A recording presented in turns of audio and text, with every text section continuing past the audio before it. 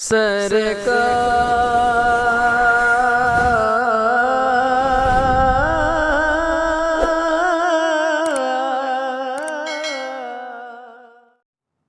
علیکم ورحمۃ اللہ تعالی وبرکاتہ۔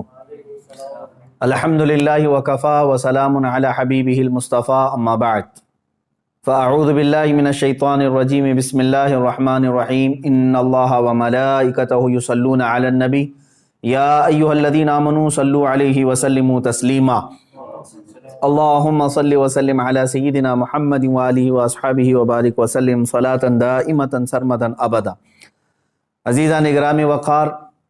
17 رمضان المبارک 30 اپریل کے متعلق جو میری جانب سے پہلے کچھ اعلانات ہوئے تھے، اس میں کچھ تبدیلیاں واقع ہوئی ہیں۔ ان کے متعلق کچھ ضروری اعلانات لے کر آپ کی بارگاہ میں حاضر آیا ہوں۔ کل بروز اتوار 25 اپریل کو ممبئی عظمیٰ کے اکابر علماء، مشائخ، سرکردہ شخصیات اور بڑی تنظیموں کے سرپرست حضرات کی ایک خصوصی میٹنگ منعقد ہوئی۔ اسی طرح شمال ہند کے اور دلی کے موقر علماء کی مشاورتی میٹنگ ہوئی۔ ممبئی کی اس میٹنگ میں فقیر بھی حاضر تھا۔ تو ان تمام علماء، مشائخ اور اکابرین کا متفقہ طور پر جو فیصلہ آیا ہے وہ میں آپ کے سامنے لے کر حاضر آیا ہوں۔ پہلی چیز یہ ہے کہ وہ گستاخ رسول، مردود زمانہ، دجال زمانہ نرسنگھانند اب تک موبائلے کی نہ پرمیشن لایا اور نہ ہی اس کی کوشش کیا، جس کا صاف مطلب یہ ہے کہ وہ راہ فرار اختیار کر چکا ہے اور دین اسلام کے سامنا کرنے کی وہ سکت نہیں رکھتا۔ مگر پھر بھی ہم اپنے پرانے اعلان پر برقرار ہیں کہ جب بھی وہ پاکنڈی پرمیشن لے کر آئے گا، انشاءاللہ العزیز ہم مباہلے کے لیے حاضر رہیں گے۔ مگر فی الوقت پورے ہندوستان بھر میں کورونا مرض کا قہر بہت تیزی سے بڑھتا جا رہا ہے۔ خصوصیت کے ساتھ دلی میں اور دیش کے اکثر حصوں میں لاک ڈاؤن کی استھتی ہے۔ لہٰذا علماء و مشائخ کے فیصلے کا ادب کرتے ہوئے اور کورونا کے مرض کی ابتر صورتحال کو دیکھتے ہوئے، مزید یہ کہ پولیس پرشاسن کی طرف سے میرے لیے سختی کے ساتھ یہ پابندی لگانا کہ آپ دلی نہیں جا سکتے، ان تمام معاملات کی بنیاد پر 30 اپریل کو دلی جانے کا ارادہ ملتوی کیا جاتا ہے۔ مگر جب حالات لاک ڈاؤن اور کورونا کے صحیح ہو جائیں اور اس وقت تک بھی اگر ایکشن نہیں لیا جاتا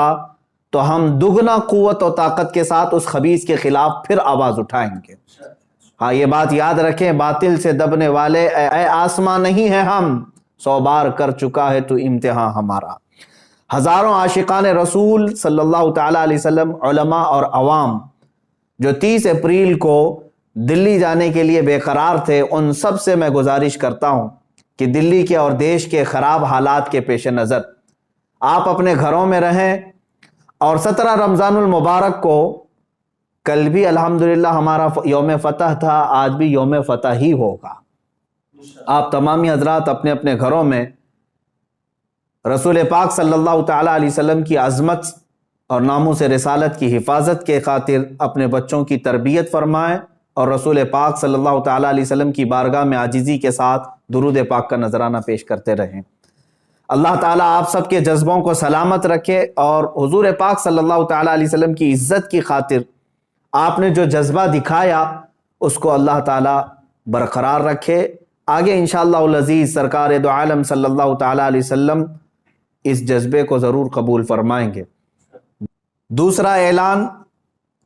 عوام اور نوجوانان اہل سنت کے لیے یہ ہے کہ جس طرح میں نے پچھلے اعلان میں یہ کہا تھا کہ 17 رمضان المبارک 30 اپریل کو احتجاجی طور پر اپنے اپنے گھروں سے باہر نکلیں گے، اس کے متعلق بھی اکابر علماء، سرکردہ شخصیات کا یہ فیصلہ آیا ہے۔ چونکہ ہندوستان بھر میں کورونا مرض جس شدت سے بڑھ رہا ہے، تقریباً دن میں 3.5 لاکھ مریضوں کی تعداد اور اس میں بھی اضافہ ہوتا جا رہا ہے،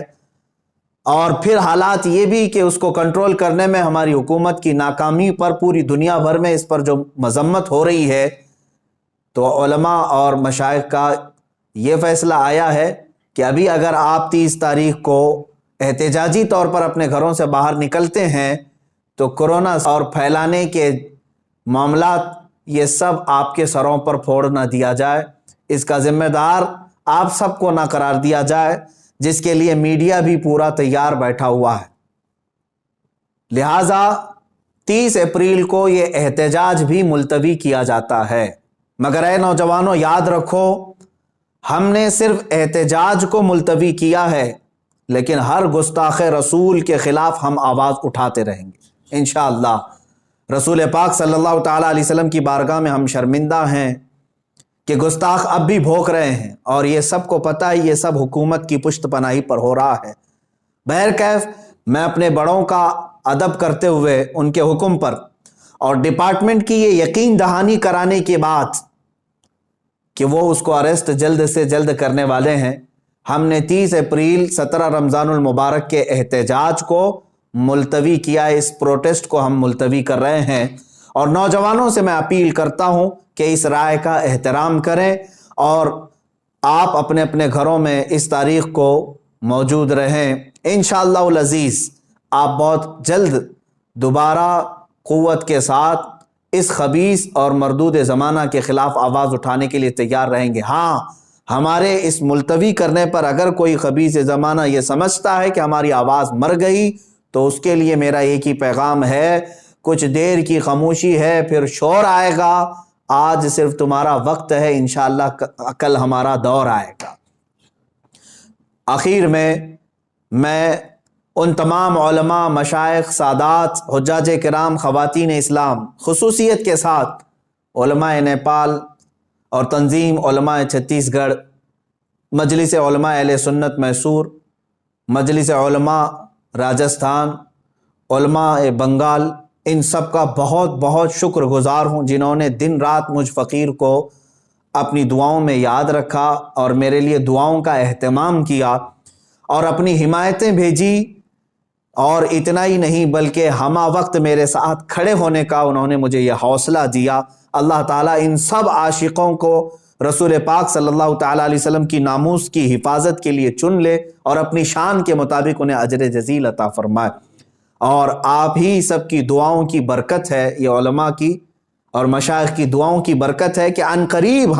میں یہ ایک خصوصی اعلان کر رہا ہوں، عنقریب ہم ایک بہت بڑی تحریک لے کر میدان میں اترنے والے ہیں، جس میں ہزاروں علماء و مشائخ سرپرست ہوں گے اور مجھ جیسے ہزاروں نوجوان خدام ہوں گے، اور مقصد صرف یہی ہوگا، پھر کے گلی گلی تباہ، ٹھوکریں سب کی کھائی کیوں، دل کو جو عقل دے خدا، تیری گلی سے جائے کیوں، یا رسول اللہ مورا تن من دھن سب پھونک دیا، یہ جان بھی پیارے جلا جانا۔ انشاءاللہ العزیز ہم آج اپنے اس احتجاج کو 17 رمضان المبارک کے اور اپنے دلی جانے کے ارادے کو جو ملتوی کر رہے ہیں، ساتھ ہی یہ اعلان بھی کرتے ہیں حکومت وقت سے کہ ہزاروں لاکھوں کروڑوں مسلمانوں کے دلوں کو بار بار چھلنی کرنا چھوڑ دیا جائے، ورنہ اللہ رب العزت کا قہر نازل ہوگا۔